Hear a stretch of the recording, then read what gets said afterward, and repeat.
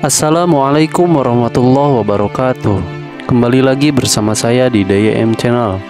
Kali ini kita akan membahas tentang sejarah Danau Toba, yaitu danau hasil dari letusan gunung supervolcano, yaitu Gunung Toba, sekitar 74.000 tahun yang lalu, dan berbagai legenda dan mitos yang terdapat di Danau Toba. Danau Toba adalah danau alami berukuran besar di Indonesia yang berada di kaldera gunung supervolcano. Danau ini memiliki panjang 100 km, lebar 30 km, dan kedalaman 508 meter. Danau ini terletak di tengah Pulau Sumatera, bagian utara, dengan ketinggian permukaan sekitar 900 meter di atas permukaan laut. Danau Toba merupakan danau terbesar di Indonesia, sekaligus danau vulkanik terbesar di dunia. Danau Toba terbentuk sebagai akibat dari letusan gunung berapi supermasif berkekuatan PEI 8 sekitar 69.000 sampai 77.000 tahun yang lalu, yang memicu perubahan iklim global. Metode penanggalan terkini yang berakurat menetapkan letusan tersebut terjadi sekitar 74.000 tahun yang lalu. Letusan ini merupakan letusan eksplosif terbesar di bumi dalam 25 juta tahun terakhir. Menurut teori bencana Toba, letusan ini berdampak besar bagi populasi manusia di seluruh dunia. Dampak letusan menewaskan sebagian besar manusia yang hidup waktu itu, dan diyakini menyebabkan penyusutan populasi di Afrika Timur dan India, sehingga memengaruhi genetika populasi manusia di seluruh dunia sampai sekarang.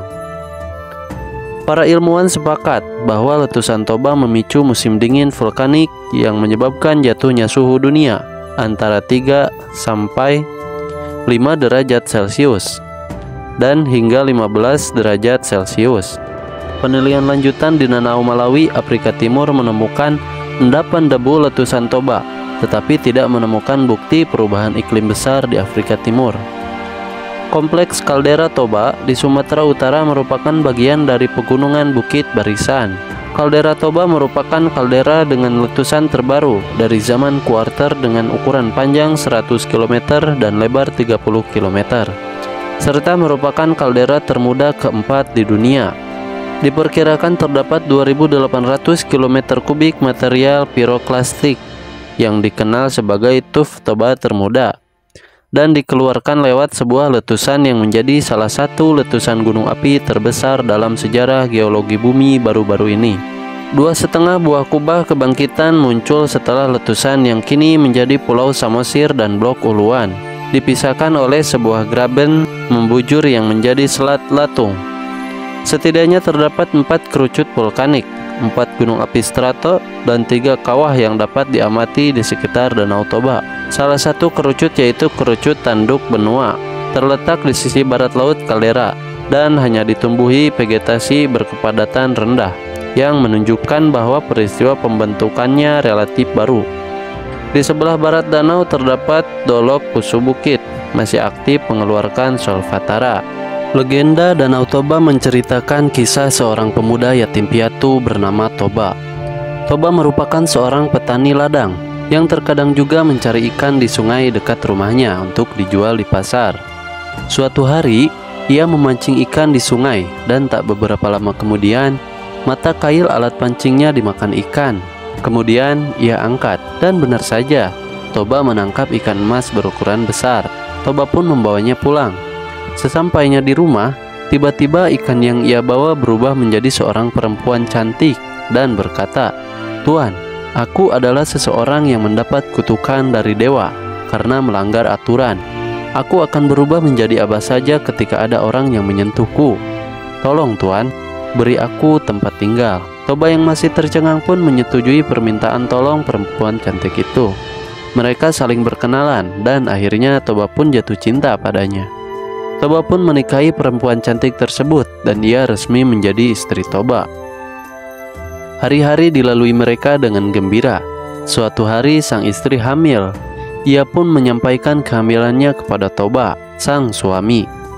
Sang istri pun mengajukan syarat kepada Toba dan Toba harus mematuhi syarat tersebut. Syarat tersebut adalah bahwa apapun yang terjadi nanti ketika anak mereka lahir, Toba tidak boleh sekalipun memanggil anaknya dengan sebutan anak ikan.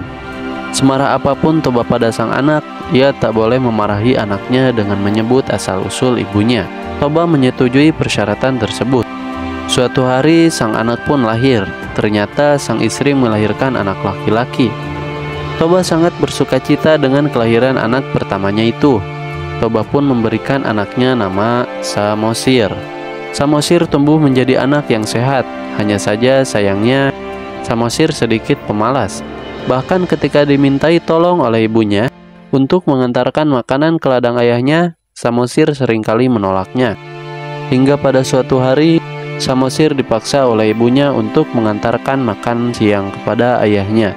Dengan wajah malas dan dengan berjalan secara enggan, ia pun berangkat ke ladang. Hanya saja di tengah perjalanan, Samosir merasa sangat lapar dan ia pun memutuskan berhenti untuk memakan bekal yang dibawanya. Padahal sebenarnya bekal tersebut untuk sang ayah. Samosir tidak menghabiskan bekal tersebut. Dia masih menyisakan sedikit untuk ayahnya.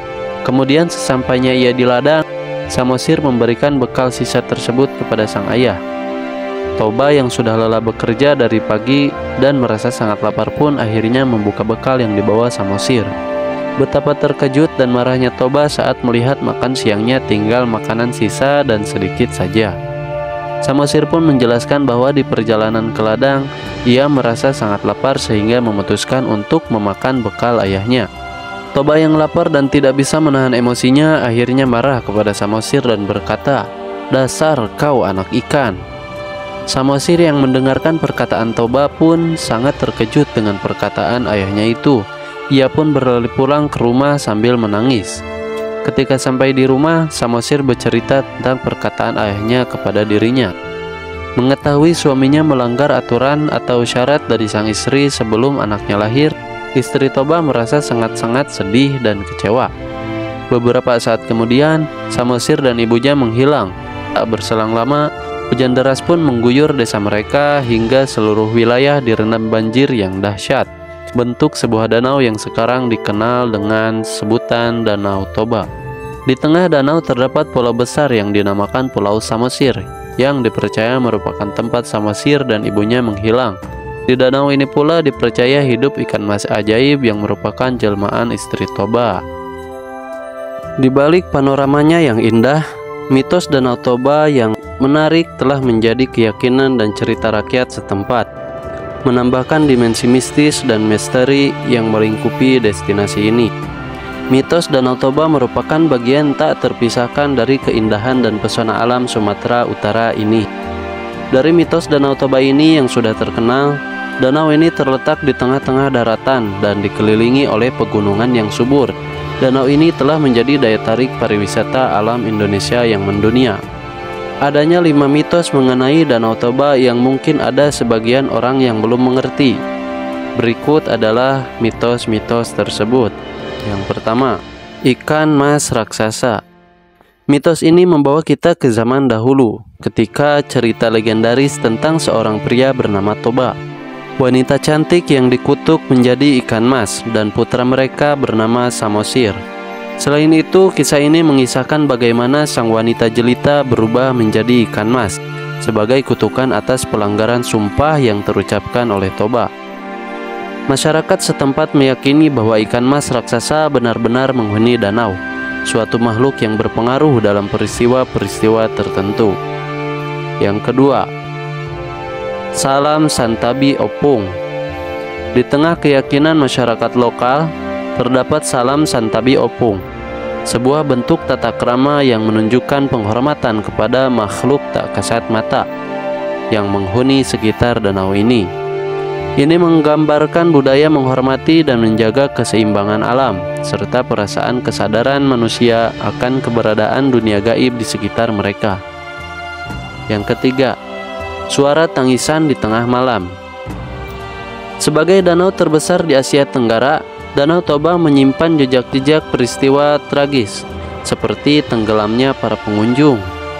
Selain itu, mengenai mitos suara tangisan yang terdengar di malam hari, menggambarkan kisah-kisah menyayat hati para korban yang tenggelam di danau. Ini mungkin menjadi cara untuk mengingatkan dan memperingatkan akan bahaya di perairan dalam, serta upaya mengingatkan mereka yang telah meninggal dunia. Yang keempat, hantu pencabut nyawa. Mitos hantu begu ganjang yang mereka anggap sebagai malaikat pencabut nyawa menyoroti hubungan antara manusia dan takdir kematian. Dari keberadaan makhluk ini mereka anggap sebagai pertanda bahwa masa hidup seseorang akan segera berakhir.